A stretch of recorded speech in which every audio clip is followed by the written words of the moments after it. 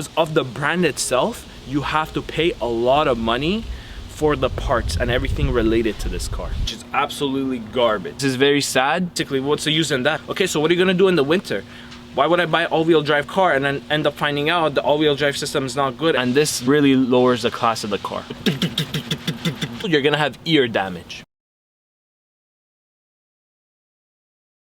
Hi guys, welcome back to another video. Hope you're good, because I'm good, and hope you're good, and we can all be good together. In this video, I'm gonna be talking about the things that I don't like about the Maserati Ghibli and why you should avoid purchasing this car. Now, keep in mind, this particular car right here is my personal car, and this happened to be my dream car for the longest time. And now I'm finally able to get it and drive it, but I can't skip the things that I hate about it and the things that bother me about it.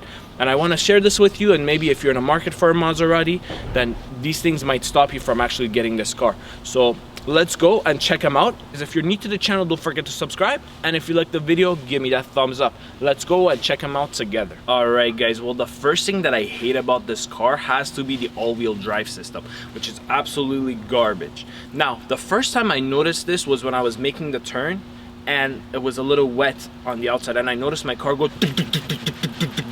and I completely freaked out. I thought my car had a major issue, there was something wrong with it. Now, once that happened to me, I freaked out, and what happened was I pulled over, I got scared, I came home, and I started doing research.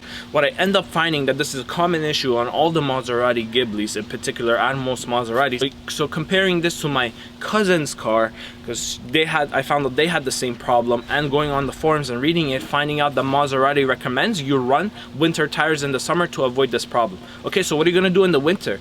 Why would I buy an all-wheel drive car and then end up finding out the all-wheel drive system is not good every time I make a turn?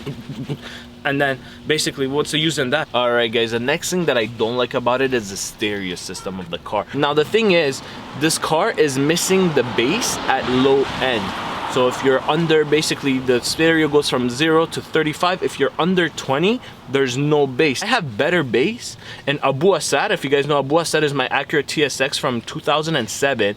That car, on lower end, the stereo is better. Once you go up, then it starts having problem. But this from the beginning, unless you're trying to listen to your music at a high level, the bass is not good. And what's gonna happen when you consistently keep listening to it at a high level? You're gonna have ear damage. Alright guys, the next thing that I hate about this car is how expensive the parts are. Now, before this, I used to have a BMW 7 Series, which I still do. To give it to you as a comparison, I would buy an oil filter for that car, and it would cost me $24. With this car, the oil filter is $85. Now, keeping in mind, the prices of the cars are very similar. So if I'm paying that much for that car because it's luxury and it's expensive, I should be paying about the same or maybe double on this car, not multiple times more. So what? It's a Maserati. Because of the brand itself, you have to pay a lot of money for the parts and everything related to this car. Alright guys, the next thing I don't really like about this car is the buttons and some knobs in the car are shared with some very low model Dodge products. Why am I getting the same buttons that are in a $13,000 car? I should be sitting in the car and the car should look different. If someone has owned a Dodge and they get in your car, that's the first thing they point out. These are the same things that are in my car.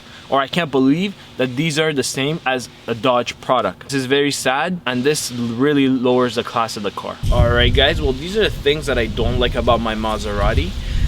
Let me know down in the comments below if you own a Maserati and what you think about yours, if you have any other issues with it. I hope this video helped you out by giving you a little bit of more knowledge if you're in the market for getting one of these. Like I said, this was my dream car. I end up getting it and I am happy, but I can't not look at the problems. They still bother me a lot. Also, if you're new to the channel, don't forget to subscribe. And if this video taught you something or if you liked it, give me a thumbs up. Hope to see you soon in my next video. Have a good one.